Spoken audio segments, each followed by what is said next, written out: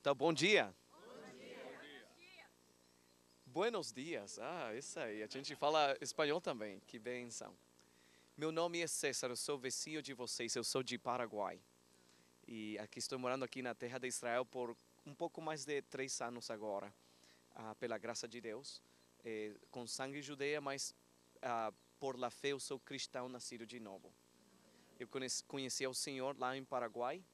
Minha família conheceu o Senhor quando um pastor de Brasil, de São Paulo, vino para Paraguai e ele foi que discipulou a mi papá e isso foi o que cambiou toda a nossa família.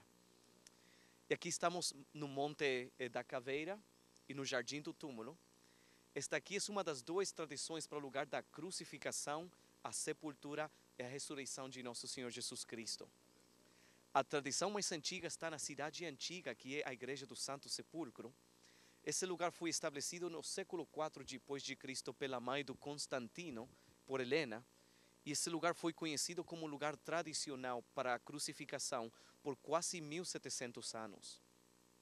Mas em séculos recentes as pessoas começaram a identificar este lugar como outra alternativa para o lugar da crucificação, começando no ano 1842.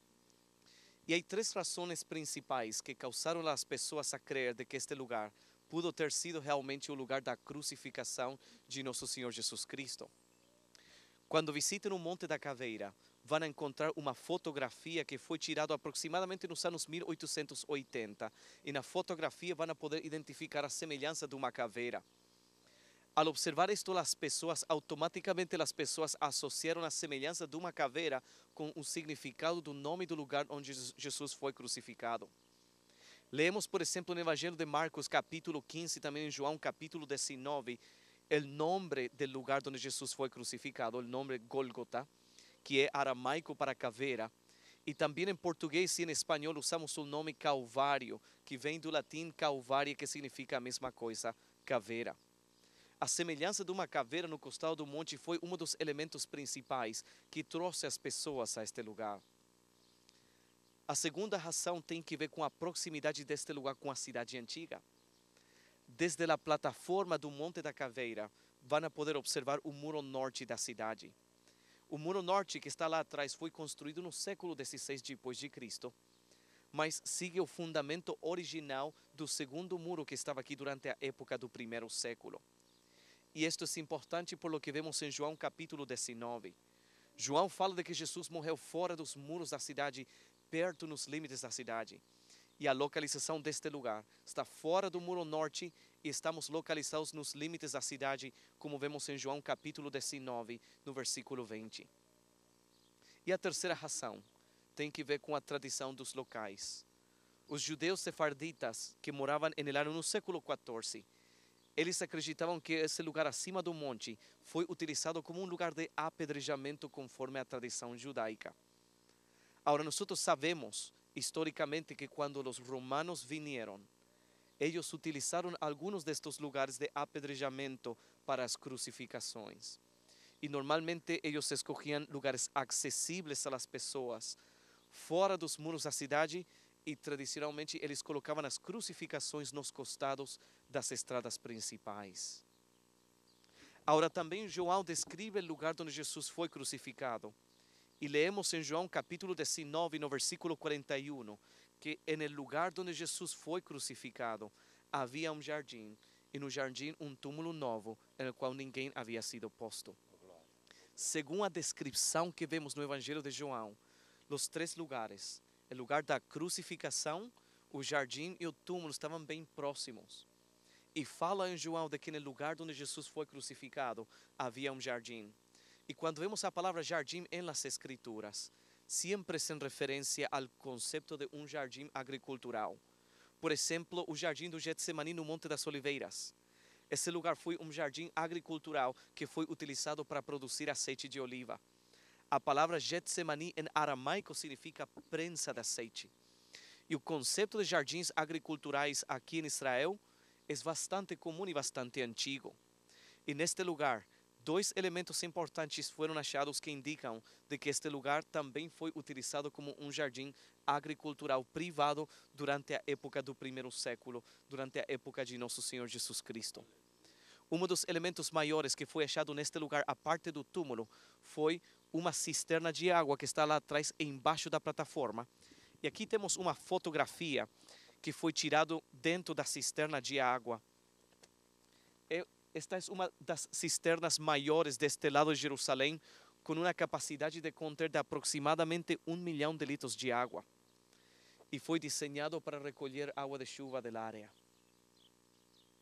Outro elemento que foi achado neste lugar, no ano 1924, quando os arqueólogos começaram a fazer as escavações deste lado, eles descobriram aqui uma prensa de vinho, um lagar que era da época do primeiro século. Esta prensa de vinho foi um elemento muito importante para este lugar, porque nos indica de que este lugar também foi utilizado como um jardim agricultural durante a época do primeiro século, durante a época de nosso Senhor Jesus Cristo. Depois, no ano 1867, o túmulo foi achado. E foi achado por um homem grego que tinha uma propriedade aqui perto deste lugar. E ele estava excavando na área, procurando cisternas de água. E no processo ele encontra este túmulo que está neste lugar. Quando começam a fazer as escavações aqui frente do túmulo, descobrem aqui os restos de uma capela bizantina que era da época do quinto século. E isto é um mistério para nós. Por que um grupo de cristãos bizantinos da época do quinto século adoraram neste lugar? Ninguém sabe, porque não tem nada escrito em quanto à razão por la qual eles adoraram ao Senhor aqui. Pero podemos ver que adoraram ao Senhor Jesus neste lugar e deixaram suas marcas neste lugar. En el exterior del túmulo, a la mano izquierda de la entrada, cavado en la rocha, encontramos el símbolo de uma cruz com a forma de um âncora antigo que foi utilizado pelos cristãos do quinto século para se identificar com a ressurreição de nosso Senhor Jesus Cristo. E tem como fundamento um versículo que leemos no Novo Testamento, em Hebreus 6:19, donde o autor aos Hebreus nos fala sobre a esperança que temos em Cristo Jesus, como el âncora para el alma. Y este es mi símbolo favorito aquí, porque me habla del fundamento de mi fe y de mi esperanza. Así como lo hace Pablo en 1 Corintios capítulo 15. Este es uno de los únicos lugares donde encontramos este símbolo. Uno lo puede encontrar aquí y también en las catacumbas en Roma. Cuando visiten el túmulo, dentro del túmulo van a encontrar dos cámaras. A primeira câmara era conhecida como a Câmara dos Lamentos. E era o lugar onde, depois da preparação do corpo, a família tinha um tempo de lamentação sobre o corpo. E depois disto, eles transferiam o corpo na câmara que está na direita, que é a Câmara da Sepultura. E na Câmara da Sepultura encontramos 3 lóculos, ou 3 lugares de sepulturas. E podemos ver que foi preparado para uma família completa. Quem sabe, quizás foi preparado originalmente para a família de José de Arimateia. Especulamos de que este túmulo estava dentro de uma propriedade privada, porque está bem próximo a uma prensa de vinho, um lagar que era da época do primeiro século, que também foi criado para uso privado. A localização deste túmulo com relação ao Monte da Caveira, com relação à cidade antiga, o muro norte da cidade, as 2 estradas principais e muitos outros elementos indicam de que este lugar pudo ter sido realmente o lugar da crucificação, a sepultura e a ressurreição de nosso Senhor Jesus Cristo. Pero o elemento fundamental da história é a ressurreição de nosso Senhor Jesus Cristo. Eu creio que Cristo morreu em la cruz por mis pecados, pagando o preço que eu não podia pagar. E creio de que Ele foi sepultado e que ao terceiro dia Ele ressurgiu dos mortos. E Ele está vivo hoje para dar vida àqueles que creem em Ele. E neste lugar estamos para celebrar a vitória que temos através da ressurreição de nosso Senhor Jesus Cristo.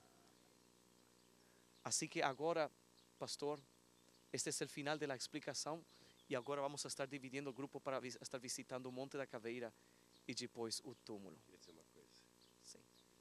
Queria dizer que de todas as vezes que eu já vim a este lugar, foi a explanação mais sucinta, objetiva, clara e honesta que eu já ouvi sobre tudo isto. Foi uma verdadeira aula que o César deu aqui hoje. Quero te parabenizar e agradecer. Você foi realmente abençoado nesta caravana. Nós vamos ver, ele vai nos levar agora para ver o Monte Calvário. Você vai poder contemplar com seus olhos.